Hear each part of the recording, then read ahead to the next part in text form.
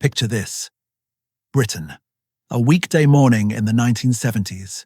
The streets are full, engines turn, people leave their homes for work, for school, for hospitals. Everything looks normal until the cars begin to stop.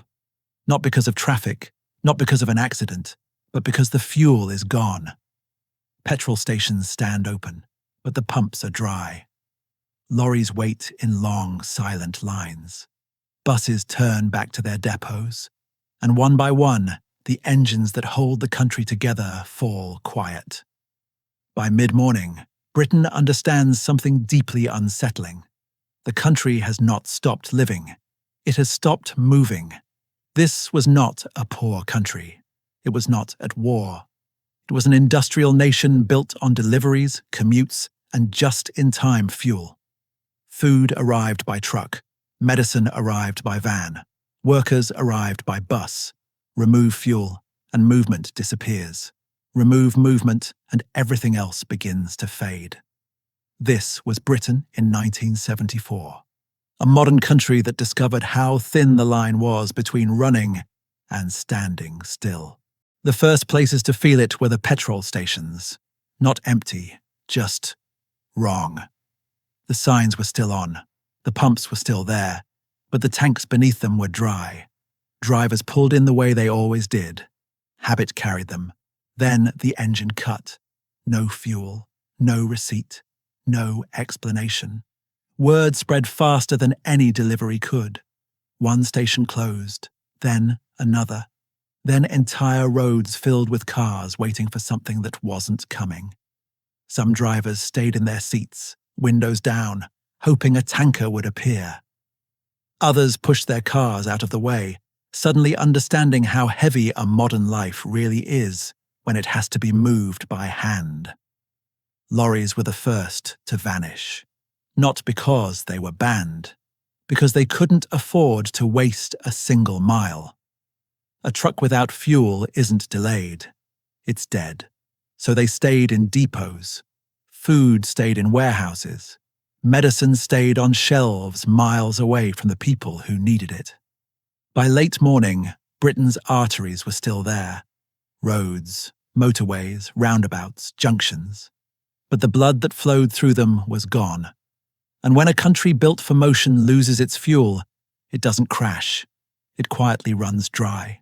By midday, the roads were still full, but they weren't moving. Buses pulled back into depots, not broken, just out of fuel. Trains stood in stations with their doors open, schedules still printed, platforms still crowded, but no departures.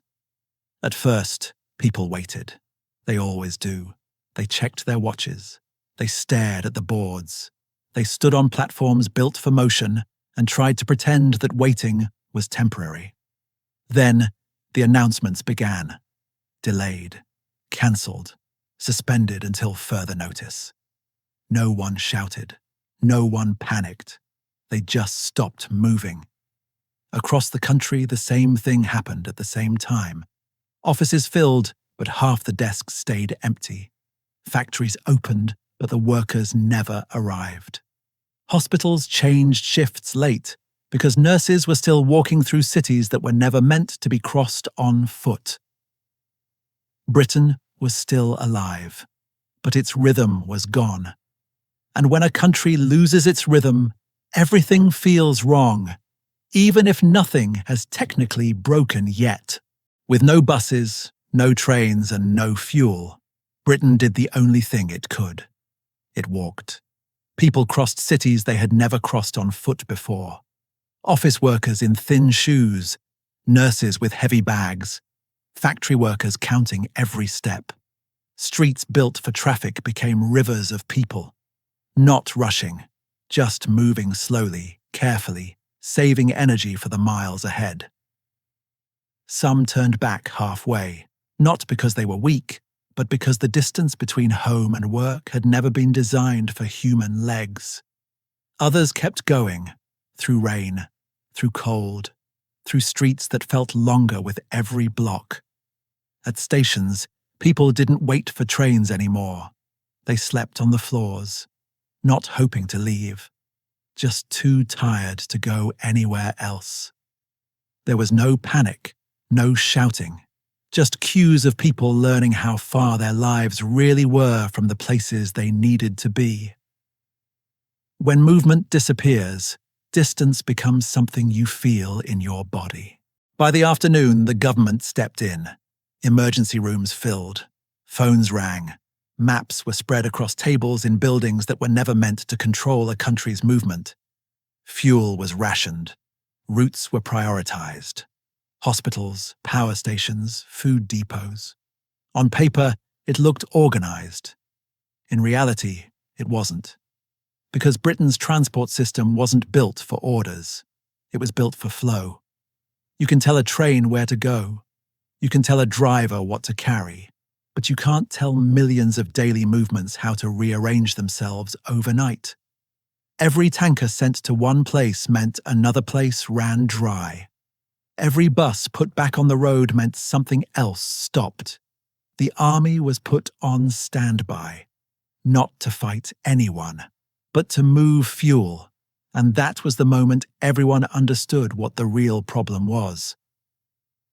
Britain wasn't running out of petrol, it was running out of margin.